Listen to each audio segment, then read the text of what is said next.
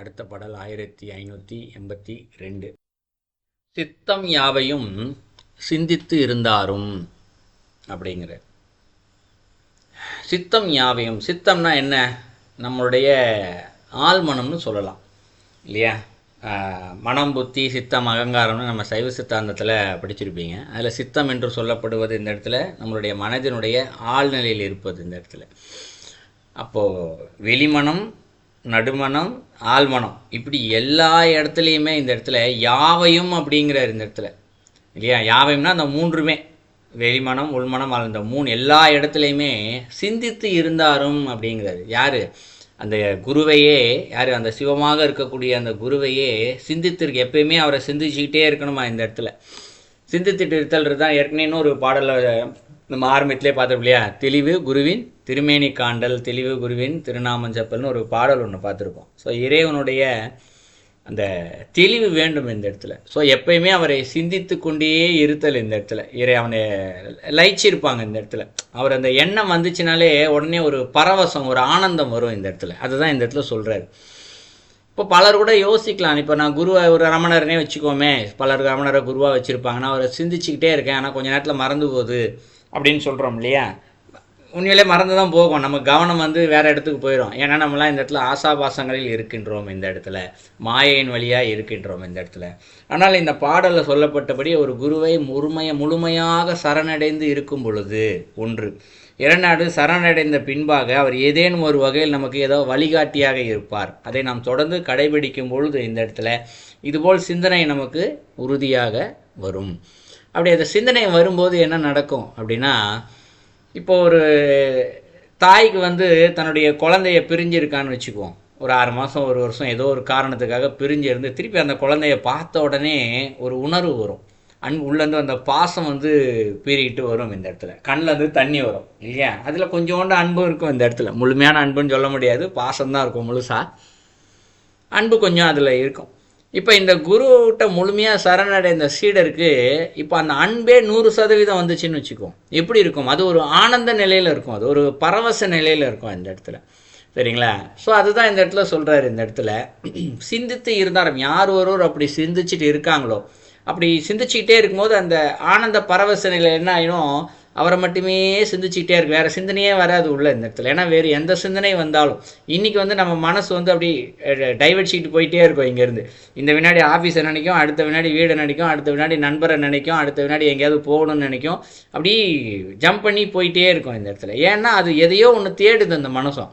இந்த மனம் சந்தோஷத்தை தேடுது, மகிழ்ச்சியை தேடுது. இதை சிந்திக்குது, இதில் கிடைக்குதான்னு பார்க்குது, கிடைக்கலையா உடனே அங்கே ஜம்ப் பண்ணுது.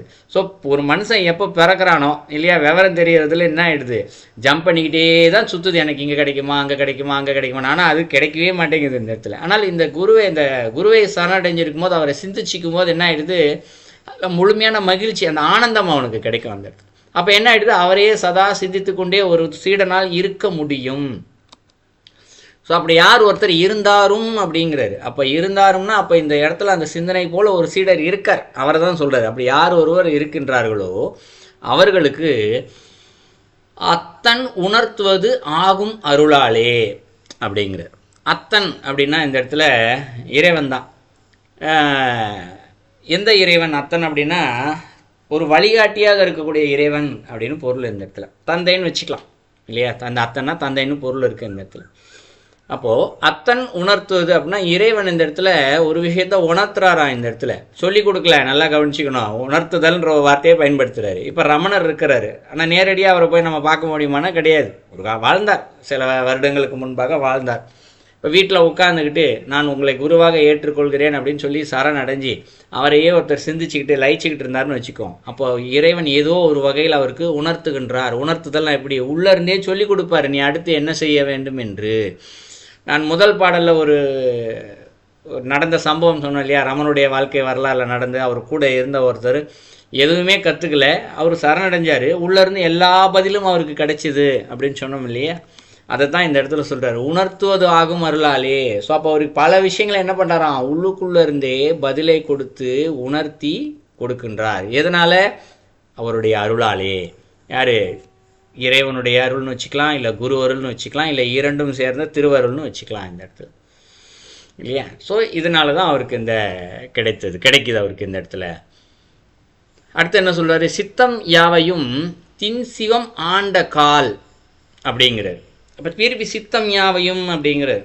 அப்போ திருப்பி இந்த மனம், புத்தி, சித்தம் இந்த 3 விஷயத்தையும் சேர்த்துக்குவோம் இந்த இடத்துல. இது யாவையுமே தின் சிவம் அப்படிங்கிறாரு. திண்மை அப்படின்னா உறுதி அப்படின்னு பொருள். திண்மை அப்படின்னு சொன்னோம்னா, இப்போ தின் அப்படின்னா இந்த இடத்துல ரொம்ப உறுதி அப்படின்னு பொருள். இப்போ மனம், புத்தி, சித்தத்தில் ரொம்ப உறுதியாக பற்றி கொள்ளுது இந்த இடத்துல. யாரை? அந்த குருவை இந்த இடத்துல அப்படி பற்றி கொண்டால் சிவம் ஆண்ட கால் அப்படிங்கிறார். அப்படின்னா யாரு? குருவே இந்த இடத்துல சிவமாக இருந்து ஆண்ட என்று சொல்லப்படுது, ஆட்சி செய்வது, ஆட்கொள்ளுதல். இந்த இடத்துல அவரே இந்த இடத்துல ஆட்கொள்றாரா இந்த இடத்துல. கால்னா இந்த இடத்துல காலம்னு பொருள் எடுத்துக்கலாம். மூச்சுக்காற்று என்றும் பொருள் இருக்கின்றது இந்த இடத்துல. காலம் அப்படின்னு பொருள் இருக்குது கால் என்பதற்கு. அப்போ என்ன செய்யுது இந்த இடத்துல? முழுமையாக நம்மளுடைய மனம், புத்தி, சித்தம் இது எல்லாத்தையுமே அவரை உறுதியாக பற்றி கொண்டோம்னா இறைவன் என்ன பண்ணுறாராம்? முழுசாக நம்மை ஆட்கொள்கின்றார் அப்படின்னு பொருள். ஏன் இந்த இடத்துல உறுதியாக பற்றி கொள்வது? அப்போ உறுதியாக பற்றி கொள்ளாதெல்லாம் என்ன அப்படின்னு பார்த்தோம்னா, நான் பலமுறை சொல்லியிருக்கோம், இறைவனிடம் சென்று சரணடையும் போது சோதனைகள் என்பது வந்து கொண்டே இருக்கும். ஒவ்வொரு வினாடியும் இறைவன் சோதித்து கொண்டே தான் இருப்பார் இந்த இடத்துல. பலவிதமான துன்பங்கள் ஏதேனும் வகையில் கொடுத்துக்கிட்டே இருப்பார் இந்த இடத்துல. ஏன் இவர் இதெல்லாம் கொடுக்குறாரு அப்படின்னு பார்த்தா அதுக்கு 2 காரணம். ஒன்று, இந்த சோதனைகள் வழியாக நம்மளுடைய வினைகள், கர்மாக்களை தீர்த்து கொண்டே இருக்கின்றார் என்பது ஒரு பொருள். ஏன்னா எவ்வளோ கர்மா இருக்குது, வினை இருக்குன்னு தெரியாது. எத்தனை பிறவின்னு அனுபவிக்கணும்னு நமக்கு தெரியாது. அத்தனை பிறவியும் ஒரே பிறவியில் அனுபவிக்கணும்னா அப்போ எவ்வளோ துன்பங்கள் அனுபவிக்கணும். ஆனால் என்ன பண்ணுறாரு இந்த இடத்துல? அந்த சோதனையை கொடுப்பார். அதே நேரத்தில் நமக்கே தெரியாமல் அதை தாங்கக்கூடிய பக்குவத்தையும் ஆற்றலையும் அவர் நிச்சயமாக உறுதியாக இங்கு கொடுப்பார். சோதனைகள் வரும்பொழுது இல்லை இவர் எனக்கு இதை தொடர்ந்து கடைபிடிக்கிறதுனால இவ்வளோ துன்பம் வருது, அதனால் நான் விட்டுட்டு போயிடுறேன் அப்படின்னு சொல்லிட்டு யாராவது போனாங்கன்னா அப்போ அவர்களுக்கு இந்த இடத்துல இறைவனுடைய அருளும் கிடைக்காது. ஒன்று. இரண்டாவது, இறைவன் ஆட்கொள்ள மாட்டார். ஏன்னா அந்த 3ஆவதுல சொல்கிறார் இல்லையா, ஆண்ட கால் அப்படிங்கிறார். ஆட்கொள்ள மாட்டார். அதனால தான் இந்த இடத்துல சோதனைகளை கொடுத்து கர்மாவை போக்கி அவரை ஆட்கொள்கின்றார். இந்த இடத்துல ஆட்கொண்டால் மட்டும்தான் இவரும் அந்த இடத்துல ஞான நிலையை அடைய முடியும் இந்த இடத்துல, இல்லையா? அதாவது 4ஆவதுல சொல்கிறாரு, அத்தனும் அவ்விடத்தே அமர்ந்தானே அப்படிங்கிறார். அப்போ என்ன ஆயிடுச்சு இந்த இடத்துல? இறைவனே அவரை ஆட்கொண்டு அத்தனும் அப்படிங்கிறார். அப்போ இறைவனே குருவாக அவருக்கு வழிகாட்டியது மட்டும் அல்லாமல் அவ்விடத்தே அமர்ந்தானே அப்படிங்கிறார். யார்? அவருடைய உடம்புக்குள்ளேயே அந்த இறைவனே அமர்ந்துட்டாராம் இந்த இடத்துல.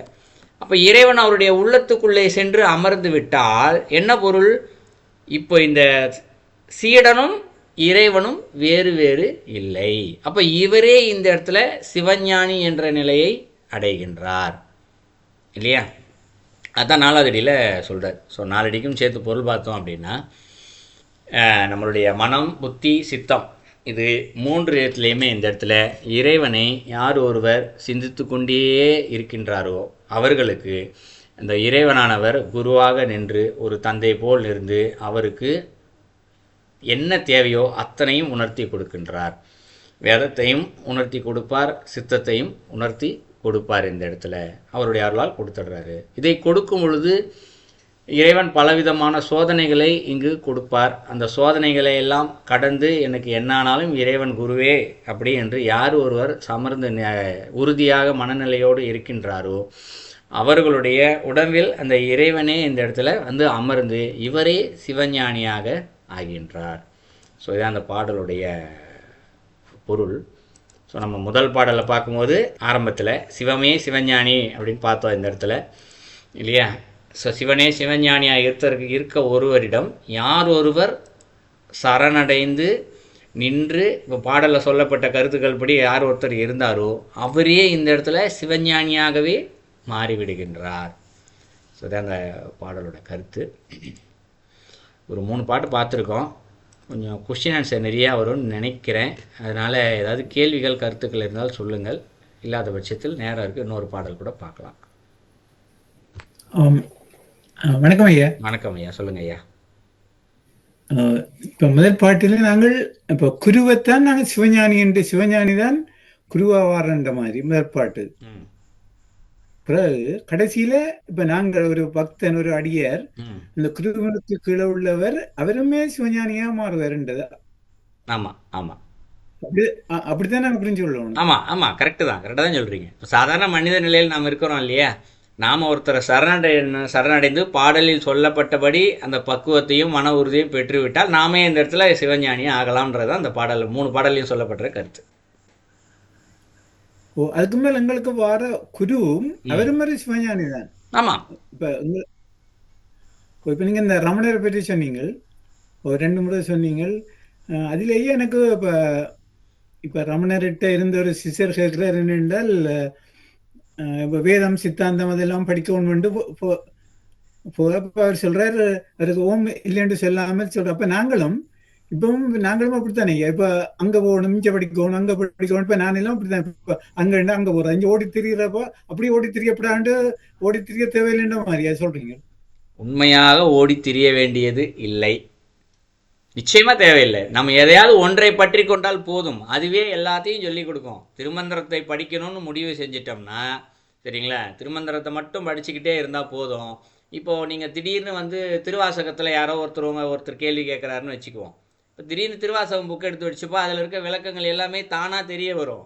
திருமந்திரத்தில் இருக்கக்கூடிய கருத்துக்கள் தான் அங்கேயும் இருக்கும். இந்த இடத்துல இறைவன் உள்ளிருந்து நம்ம யாரை நம்புகின்றோமோ, யாரை நம்பி சரணடைகின்றோமோ, அந்த சரணடைதலே என்ன செய்யும், நமக்கு உள்ளுக்குள்ளே இருக்க எல்லாத்தையும் சொல்லிக் கொடுக்கும். அதுதான் நாங்கள் இருக்கக்கூடியது. நம்ம தேடி தேடி தேடி போனோன்னு வச்சுக்குவோம். இப்போ உதாரணத்துக்கு வேறு ஏதோ ஒரு பாடலுக்கு ஒரு உவமையாக சொல்கிறார் ஒரு விஷயம் என்னென்னா, ஒரு மனிதன் தானாகவே தேடி தேடி அலையிறான் இந்த இடத்துல. அப்போ இறைவன் என்ன பண்ணுவாரான், அப்படியே பார்த்துட்டே இருப்பாரான். சரி நீயே தேடி தெரிஞ்சுக்கிறியா, சரி நீயே தேடி தெரிஞ்சுக்கப்பான்னு சொல்லிட்டு அமைதியாக விட்டுருவாரான். எப்பா எனக்கு ஒன்றுமே தெரியாது, நீ தான் எனக்கு சொல்லிக் கொடுக்கணும். இந்த இடத்துல அவரே முழுசாக சரணடைஞ்சு நிற்கும் போது அவரே எல்லாத்தையுமே தேவையானது எல்லாத்தையுமே கொடுத்துருவாரான் இந்த இடத்துல. இது திருமந்திரத்தில் சொல்லப்படுகின்ற வேறொரு பாடலில் சொல்லப்படுகின்ற கருத்து. ஸோ அது இந்த இடத்துல ரொம்ப கரெக்டாகவே பொருந்தும். இந்த இடத்துல எதை பற்றி அதுக்கு நம்ம வேறு நூல்லாம் படிக்கக்கூடாது என்பது பொருள் அல்ல. நான் ஏற்கனவே ஒருத்தர் யாரோ குரூப்பில் கேள்வி கேட்டிருக்காங்க, நான் தான் பின்னாடி எல்லா நூலையுமே காமிச்சேன், அதை தான் எப்பயும் காமிக்கிறேன். இங்கே எல்லா நூல்கள் இருக்குங்க, குரான் முதற்கொண்டு எல்லா நூலுமே வச்சுருக்கேன் இந்த இடத்துல. சரிங்களா, திருமந்திரம் இருக்குது, திருவாசகம் இருக்குது, விவேகானந்த நூல்கள் இருக்குது, பெருமாள்களை பற்றிய நூல் இருக்குது இந்த இடத்துல இல்லையா. எல்லா நூல்களும் எல்லாத்தையுமே இந்த இடத்துல படிக்க தான் செய்வோம். ஆனால் நாம் பற்றி கொண்டு இருப்பது ஒன்றை தான் உறுதியாக பற்றி கொண்டு இருக்கணும். திருமந்திரத்தை மட்டும் கெட்டியாக பிடிச்சிட்டோம், அதுவே என்ன பண்ணோம், எல்லாத்துக்குமே நமக்கு பொருளை இந்த இடத்துல சொல்லிக் கொடுக்கும்.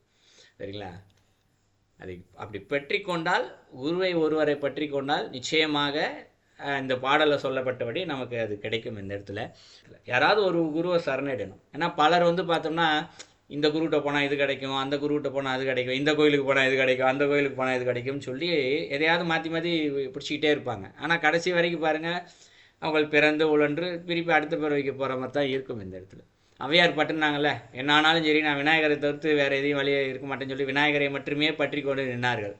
ஔவையார் கைலாசத்துக்கே கொண்டு போய் விட்டார் இந்த இடத்துல இல்லையா. அருணகிரிநாதர் முருகனை மட்டுமே பற்றிட்டு இருந்தார், முருகனே கடைசியில் அவருக்கு ஞானத்தையும் கொடுத்துட்டாரு இல்லையா. அப்படி எதையாவது ஒன்று யாரையாவது ஒருத்தரை பிடிச்சிக்கணும். நீங்கள் அதுக்குன்னு இந்த பாடலில் சொல்லப்பட்டபடி குரு தானா குருவை மட்டும்தான் பிடிச்சிக்கணும்னு பொருள் அல்ல. சரிங்களா, இறைவனையை கூட குருவாக பற்றனா பிடிச்சிக்கலாம், யாராவது ஒரு தெய்வத்தை பிடிச்சிக்கணும். யாரை வேணா பிடிச்சிக்கலாம், விநாயகரை பிடிச்சிக்கலாம், முருகரை பிடிச்சிக்கலாம், ஐயப்பனை, பெருமாளை, அம்பாளோ, யாரோ ஒருத்தர். ஆனால் அவர்களை பற்றி கொண்டால் இறுதி வரை அவர்கள் மட்டும்தான் மனமானது உறுதியாக நிற்கணும் இந்த இடத்துல. இப்போ விநாயகரை பற்றிக்கிட்டாங்கன்னு வச்சுக்கோங்க, முருகர் கோயிலுக்கு போனால் கூட அங்கே முருகரை பார்த்துட்டு விநாயகரை தான் கும்பிடணும் இந்த இடத்துல.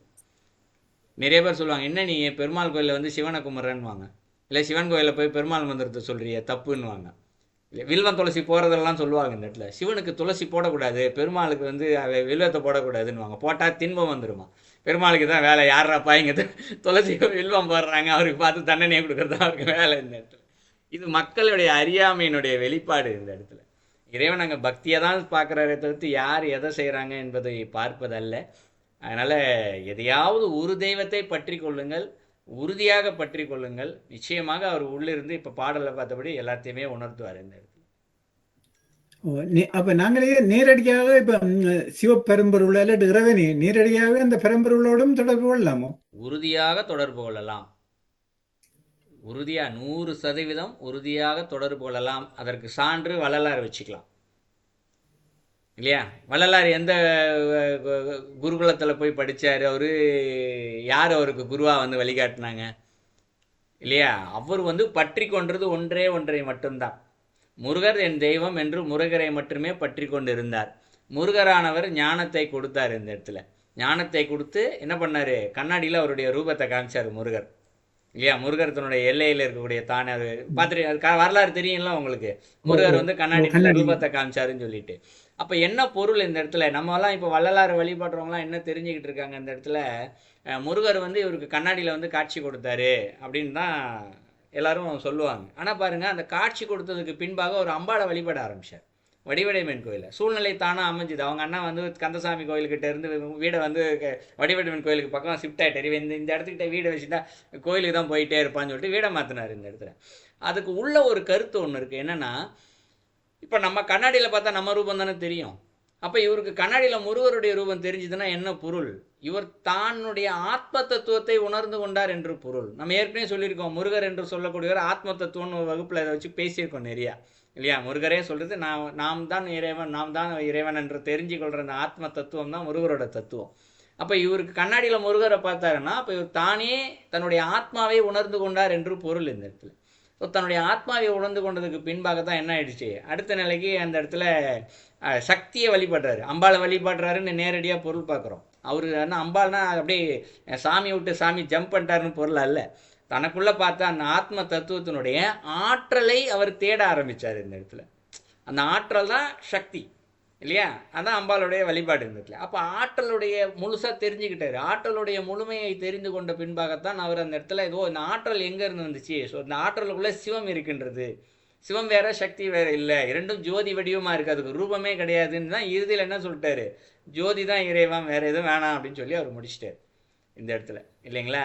ஸோ அப்போது நீங்கள் வள்ளலார் வந்து சான்றாக நிற்கிறார் இந்த இடத்துல. அதுபோல் நாமும் வள்ளலாரை போல் மன உறுதியோடு இருந்தால், வள்ளலார் எப்படி முருகரை பற்றி கொண்டு நின்றாரோ அதுபோல் நாமும் முருகரை பற்றி கொண்டு நின்றாலே இந்த இடத்துல இந்த இறைவனையே உணரலாம், ஜோதி வடுவாருடைய இறைவன் உணரலாம் என்பதற்கு வள்ளலார் சான்றாக நிற்கிறார். மற்ற நீங்கள் இந்த வேண்டாண்ட வேண்டதுக்கு முந்தைய சொன்னீங்க. இன்னும் என்ன இந்த தமிழை நினைக்கிறேன், இந்த வேர் வேம்பு, இந்த வேதம், வேதம்ண்டா மரபொருள் வேதம். மற்ற ஊர்ல நாங்கள் இந்த வேலி அடைக்கிற வேலி என்ன மறைக்கிறது. தமிழை நான் என்ன சரியான ஒரு நான் யோசிக்கிறேன், இப்பொழுதுக்கு தமிழ்ல உண்மையான ஒரு நல்ல ஒரு இதுதான். நீங்கள் சொல்ல நான் யோசிச்சேன், வேதம் வேலி வேம்பு இவ்வளவு இது இருக்கு அந்த வேணாண்டதுக்கு. நன்றி ஐயா. நல்லது, நன்றி ஐயா. கேட்கட்டும். நல்லது ஐயா, நன்றி. வேறு கேள்விகள் ஏதேனும்? ஐயா வணக்கம். வணக்கம்மா. நான் கேட்க வேண்டிய கேள்வி வந்து கர்ம வினையை பத்தி பேசணும் இல்லையா? ஆமாம்மா. அதுல இருந்து நிறைய பேர் பரிகாரம் பண்ணா கர்ம வினை போகும், இந்த மாதிரி எல்லாம் யோஜனை இருக்கு இல்லையா? ஆமாங்க. இது இறைவனை பற்றினா போறாதா அந்த பரிகாரங்கிறது? அந்த இது ஏன் இப்ப இவ்வளவு பிரபலமா இருக்கிறதுக்கு காரணம்? ஓகே, ஸோ இந்த பரிகாரம் எங்கிருந்து ஆரம்பித்தது அப்படின்னு ஒரு கேள்வி கேட்குறீங்க நீங்கள். இது ஒரு சின்ன பிள்ளைய ஒரு படிக்க வைக்கணும்னு வச்சுக்கோங்க, இல்லை ஏதாவது வேலை செய்யணும், இல்லை அமைதியாக எதனா ஒன்று இந்த சாக்லேட்டு பிஸ்கட் கொடுத்து ஏமாற்றி செய்ய சொல்லுவாங்க இல்லையா, அதுபோல் ஆரம்பிக்கப்பட்டது தான் இந்த பரிகாரங்கள் எல்லாமே. ஸோ பரிகாரங்களை இன்றைக்கி பரிகாரம் செஞ்சால் போதும் அப்படின்ற நிலைக்கு மனுஷன் வந்துட்டான். அதனால் ஒரு பலனும் கிடையாது, தெளிவாக சொல்லிடுறேன் இந்த இடத்துல, சரிங்களா? இப்போ உதாரணத்துக்கு ஒருத்தருக்கு ஒரு துன்பம் இருக்குதுன்னு வச்சுக்குவோம். எப்போ அவனுக்கு ஒரு தோஷம் இருக்குது, நீ இந்த பரிகாரம் செஞ்சால் உன் துன்பம் எல்லாம் போயிடும், கடன் பிரச்சனைலாம் தீர்ந்து போயிடும்னு ஒரு ஜோசிகார் சொல்கிறாருன்னு வச்சுக்குவோம். இவர் கோயிலுக்கு போய் நீ போய் ஒரு 5 விளக்கேற்று 5 சுற்றிட்டு வா அப்படின்னா அவன் போய் 5 விளக்கேற்றி 5 சுற்றிட்டு வந்துடுவான் ஏதோ ஒரு வகையில், சரிங்களா? அதனால் அவனுடைய முழுமையான கர்மா போகுதா அப்படின்னு கேட்டால் அந்த இடத்துல அவனுடைய முழுமையான கர்மா வந்து போகாது. ஆனால் அவனுடைய நம்பிக்கை இருக்குது இல்லையா, அந்த நம்பிக்கை என்ன செய்யுது இந்த இடத்துல, சிறிதளவு கர்மாவை போக்க வைக்கும். இந்த இடத்துல முழுமையான சரணாகதி மட்டும்தான் இந்த இடத்துல போக்க வைக்கும். பட் இது எப்படி ஆரம்பிச்சுது அப்படின்னு கேட்டால், இப்போது நான் ஏற்கனவே இதை ஒரு உவமையாகவே சொல்லியிருக்கேன், இன்னொரு முறை சொல்கிறேன். ஒரு மனிதனுக்கு துன்பம் நிறையா இருக்குது, அவன் கோயிலுக்கு போயிட்டே இருக்கான், டெய்லி கோயிலுக்கு போகிறான், டெய்லி சாமி கும்பிட்றான். ஆனால் வந்து என்னென்னா அவனுடைய துன்பத்தின் விளைவாக மன உறுதி இல்லாமல் சாமி கும்பிட்றான். பேருக்கு கோயிலுக்குன்னு போகிறான், கோயிலுக்கு போய் சாமி முன்னாடி நின்னாலும் துன்பங்கள் தான் உள்ளே ஓடிக்கிட்டே இருக்கே தவிர்த்து சாமி மேலே ஒரு பக்தியோ லைஃபோ உணர்வோ அவனுக்கு வரமாட்டேங்குது இந்த இடத்துல. அதனால் என்ன ஆயிடுச்சு, அவனுக்கு கர்மாவினை குறையலை, அப்படியே போய்கிட்டே இருக்கு. இப்போ அந்த ஊருக்கு ஒரு ஞானி வர்றாரு, அவர்கிட்ட போய் சொல்கிறான். அவர் பார்க்குறாரு, ஞானி நிலையில் இருக்கவங்களுக்கு தெரியும் இல்லையா, இவன் கோயிலுக்கு போகிறான், ஏன் அவனோட துன்பம் போலன்னா அவன் ரொம்ப சரண அடையலை, அதனால போல. அப்போ அவனுக்கு வரணும், அந்த இடத்துல சரணடைதல் வரணும். என்ன பண்ணுறாரு, குழந்தைங்களுக்கு மிட்டாய் காமிக்கிற மாதிரி ஒரு விஷயம் சொல்கிறார். நீ என்ன பண்ணு, இந்த கோயிலுக்கு போ, இன்ன கிழமை போ, இத்தனை மணிக்கு போ, இதெல்லாம் சொல்கிறாரு. சொல்லிட்டு என்ன பண்ணுறாரு, அங்கே போய் 2 விளக்கு ஏற்று சாமியை இத்தனை சுற்று உன் துன்பம் எல்லாம் போகும், ஒரு 11 வாரம் செய்ய 27 வாரம் செய்யன்னு ஏதோ ஒன்று சொல்லிடுறாரு. அவனுக்கு மனசுக்குள்ளே முதல்ல ஒரு நம்பிக்கை வருது. ஏன்னா ஒரு இறைவனை ஒன்று இருந்தால் ஞானி, அவர் சொன்னால் சரியாக தான் இருக்கும். அப்போ நம்ம இதை செஞ்சிட்டோன்னா 100% நம்மளுடைய துன்பங்கள்லாம் போய்விடும் என்பதை முதலில் அவனுடைய மனம் நம்புகின்றது ஃபஸ்ட்டு, இல்லையா? நம்ம சைக்காலஜியில் டாக்டர்ஸே சொல்லுவாங்க, ஏதாவது உங்களுக்கு நடக்கணுமா முதல்ல நீங்கள் நம்புங்க, நிச்சயமாக நடக்கும்னு நம்ம டாக்டர்ஸே சைக்காலஜி அறிவியலே ஒத்துக்குது. அப்போ அந்த மனம் முதல்ல அவனுக்கு நம்பிடுச்சு இவர் சொன்னதுன்றதுனால. அடுத்து கோயிலுக்கு போக ஆரம்பிக்கிறான். என்ன பண்ணுவான், சாதாரணமாக எந்திரிச்சு கோயிலுக்கு போகும்போது கடனேன்னு எந்திரிச்சு கடனேன்னு குளிச்சுட்டு கோயிலுக்கு போகிறவன் நாள் நைட்டே ப்ரிப்பேர் ஆகிடுவான். நாளைக்கு வெள்ளிக்கிழமை கோயிலுக்கு போக சொல்லி நாளிலேருந்து போக சொல்லியிருக்காரு, காலை சீக்கிரம் எந்திரிக்கணும் குளிக்கணும்னு. அவன் எந்திரிக்கிறதுல இருந்து குளிச்சுட்டு கோயிலுக்கு போகிறதுலேருந்து குரு சொன்னார் நம்ம இன்னிலேருந்து இது செய்ய போகிறோம். இதை பரிகாரம் செய்கிற எல்லாருக்கும் இந்த மனநிலை இருக்கும் நிச்சயமாக. அவர்களுக்கு தங்களுடைய சிந்தனை யோசித்து பார்த்தா தெரியும். நம்ம இன்றைக்கி இதை செய்ய போகிறோன்னும் போது எக்ஸ்ட்ரா கொஞ்சம் பக்தி பக்குவம் இருக்கும், ஒரு மகிழ்ச்சி இருக்கும். இதை செய்ய போகிறோம் சொல்லிட்டாங்க, நமக்காக சொல்லியிருக்காங்க, யாருக்கும் சொல்ல எனக்கு சொல்லியிருக்காங்க அப்படின்னு. இந்த எண்ணத்தோடு போய் செய்யும் பொழுது என்ன ஆகுது, பக்தி கொஞ்சம் அதிகரிக்குது, நம்பிக்கை அதிகரிக்குது, மன உறுதி அதிகரிக்குது. அப்போ அதன் விளைவை அவன் செஞ்சு முடிச்சுட்டு வரும்போது முதல் நாள் கோயிலுக்கு போய் வழிபாடும் இந்த குரு சொன்ன பின்பாக செய்யப்படுகின்ற வழிபாடுகளுக்கும் வித்தியாசம் இருக்கு இல்லையா? இந்த வித்தியாசம்தான் அவனுக்கு அந்த கர்மாவை போக்குகின்றது, துன்பத்தை போக்குகின்றது. உண்மையாகவே போயிடும், ஏன்னா அவனுக்கு ரொம்ப பக்தி சரணிதல் மன ஒரு இதெல்லாம் வந்துச்சு, உறுதியாக போகுது. இதை வேறு யாரோ ஒரு மனிதன் பார்த்துட்டு, இல்லை அவனே என்ன பண்ணுவான், அந்த துன்பம் போனதுக்கப்புறம் யாராவது ஒருத்தர் அதே மாதிரி துன்பம் இருக்கும் இல்லையா, எப்போ இந்த கோயிலுக்கு போய் நான் இதை செஞ்சேன் எனக்கு சரியாக போச்சு, நீயும் போய் செய்ய வேணாம் அப்படின்னு சொல்லி இப்போ பல நேரங்களில் ஜோசிக்காரங்க பாதி பேர் அப்படி தான் சொல்லிகிட்டு இருக்காங்க. யூடியூப்லலாம் நீ போய் பார்த்தீங்கன்னா நீ இந்த கோயிலுக்கு போ அது நடக்கும், அந்த கோயிலுக்கு போய் எதை நடக்கும்னு ஏகப்பட்ட பேர் சொல்கிறாங்க. ஆனால் அவங்களாம் போய் செஞ்சாங்கன்னா அதே மாதிரி எல்லாருக்கும் அந்த துன்பம் போகுதான்னு கேட்டால் அது கேள்விக்குறிதான். ஏனென்றால் யார் ஒருவர் மன உறுதியோடு நம்பிக்கையோடு சரணடைதலோடு செய்கிறார்களோ அவர்களுக்கு மட்டும்தான் அந்த துன்பம் போகுமே தவிர்த்து வேறு யாருக்கும் போகாது. ஏனென்றால் இவருடைய செயலில் அந்த கர்மா போகவில்லை, அவருடைய எண்ணத்தில் தான் கர்மா போகின்றது. சரிங்களாமா? இதான் நீங்கள் கேட்ட கேள்விக்கு பதில். இப்படித்தான். நன்றி ஐயா. நன்றி ஐயா. நல்லது. ஸோ வேறு கேள்வி கருத்துக்கள்? நானே இன்னொரு கேள்வி கேட்கலாம் ஐயா? சொல்லுங்கம்மா, நேரம் இருக்குமா, இன்னொரு 6 நிமிஷம் இருக்கு, சொல்லுங்கம்மா. ஓகே. வேங்கிறதுக்கு மறைப்பொருள்னு சொன்னீங்க இல்லையா ஐயா? அப்ப வேல், நம்ம முருகன் வச்சிருக்கிற வேலுக்கு என்ன அந்த அர்த்தம்னு இருக்கு ஐயா? நிச்சயமா இருக்குமா. அந்த வேல் என்பது நாம் தான், வேறு யாரும் அல்ல. ரொம்ப சிம்பிள். இதை கொஞ்சம் புரிஞ்சுக்கணுன்னா, வேல் மேலே இப்படி முக்கோணமாக இருக்கும், கீழே ஒரு கம்பி ஒன்று இருக்கும், நீட்டாக இருக்கும், மேலே முக்கோணமாக இருக்கும் இல்லையா? ஒரு தொலைச்சிட்டு போகிற மாதிரி இருக்கும். அது ஒரு சக்தி ஆயுதம். அந்த ஆயுதம் இருந்துச்சுன்னா நம்ம என்ன சொல்கிறாங்க, சக்தியே முருகனுக்கு கொடுத்தா அது இருந்துச்சுன்னா போய் எப்பேற்பட்ட தீயவற்றையும் அழித்து விட்டு திருப்பி முருகர்கிட்ட வந்துடும் அப்படின்னு சொல்லிட்டு சொன்னாங்க. அப்போ அந்த வேல் யார், நம்ம தான் அப்படின்னா எப்படின்னு கேட்டால், நீங்கள் கூகுளில் போய் கொஞ்சம் பிக்சரை போட்டு பார்த்தீங்கன்னா தெரியும். சயின்ஸாகவே சொல்கிறேன் நான் இந்த இடத்துல. நம்மளுடைய மனிதனுடைய சுக்லம் இருக்குது இல்லைங்களா, அதை கூகுளில் போய் அந்த ஸ்பேன்னு சொல்லுவாங்க, அதுக்குள்ளே போய் அந்த பிக்சரை ஜூம் பண்ணி விசுவலேஷன் பண்ணியிருப்பாங்க. இப்படி படுத்த மாதிரி இருக்கும், அந்த ஒரு அணு பேக் இருக்கும். அது எப்படி இருக்கும், படுத்த மாதிரி இருக்கும். அதோடைய தலைப்பகுதி பார்த்திங்கன்னா முக்கோணமாக இருக்கும், இந்த வால் பகுதி பார்த்திங்கன்னா அப்படி பெண்டாகி பாம்பு மாதிரி வளைஞ்சு நிற்கும். இது எதை குறிக்குது அப்படின்னா, மனிதன் மாயையில் இருக்கின்றான் என்பது ஒன்று, ஆசை கர்மாக்கள் இருக்கிறதுனால அது பெண்டா நிற்குது. எப்போ யார் ஒருத்தருடைய ஆசை கர்மாக்கள் இதெல்லாம் தீர்ந்து போகுதோ அப்போ அந்த பெண்டா இருக்கக்கூடிய கம்பி நிமிந்துரும் இந்த இடத்துல. இப்படி இருக்கக்கூடிய இது இப்படி நின்றுடும். அதான் முருகருடைய தத்துவம், வேலுடைய தத்துவம். நாம தான், வேற யாரும் கிடையாது இந்த இடத்துல. நன்றி ஐயா. நல்லதுமா.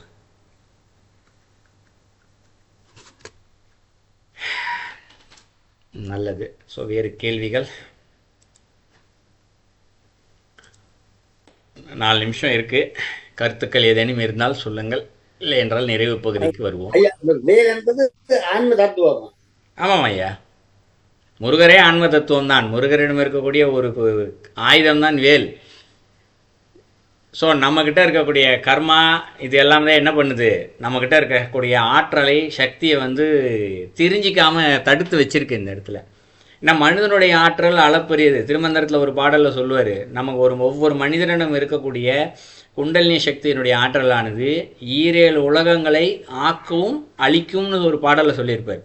ஆக்கவும் செய்யும், அழிக்கவும் செய்யும். இப்போ நம்மக்கிட்ட இருக்குது, நம்மளால் ஒரு முட்டையை கூட செய்ய முடியாது இல்லையா? இயற்கையில் உருவாக்கட்டும் ஒரு புல்லை கூட நம்மளால் உருவாக்க முடியாது. ஆனால் என்ன சொல்கிறாரு, நம்மக்கிட்ட இருக்க ஆற்றலை வச்சு 7 உலகங்களைங்கிறாரு. 14 உலகத்தையுமே நம்மளால் உருவாக்கவும் முடிக்குமா அழிக்கவும் முடியுமா, அவ்வளோ ஆற்றல் நம்மக்கிட்ட இருக்குது. ஆனால் அந்த ஆற்றல் நம்மால் தெரிந்து கொள்ள முடியவில்லை. மாயையில் இருக்கின்றோம், ஆசையில் இருக்கின்றோம், வினைகளில் ஆட்பட்டு நிற்கின்றோம். இதெல்லாம் போச்சுன்னா நிச்சயமாக செய்ய முடியும். அதான் முருகர் தத்துவம். சரிங்களாயா? நம்ம தெரிஞ்சுக்கிட்டோம்னா நான் நம்ம கூட உள்ளே இருக்கக்கூடிய அந்த ஆற்றலை தெரிஞ்சுக்கிட்டோம் அப்படின்னா அதான் முருகர் தத்துவம். அதைத்தான் நம்ம இதில் வரலாறுல சொல்லப்பட்டிருக்கோம். அம்பாள் வந்து ஒரு சக்தி என்ற வேலை வந்து தான் கிட்ட இருக்கக்கூடிய சக்தியை முருகர்கிட்ட கொடுத்தாரு அப்படின்னு சொல்லுவாங்க இல்லையா? அதுதான்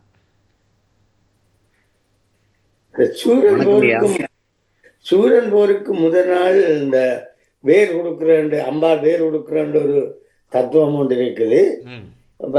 அதான் இது இந்த தத்துவம். ஆமாங்கய்யா, நீங்கள் முதல் 6 நாள் விரதம் இருக்குங்க இல்லையா? யார் ஒருவர் 6 நாள் உணவு இருந்தாமல் அது போல் விரதம் இருக்கின்றார்களோ அந்த 6வது நாள் இறை வந்து ஒரு ஆற்றலை கொடுக்கின்றது.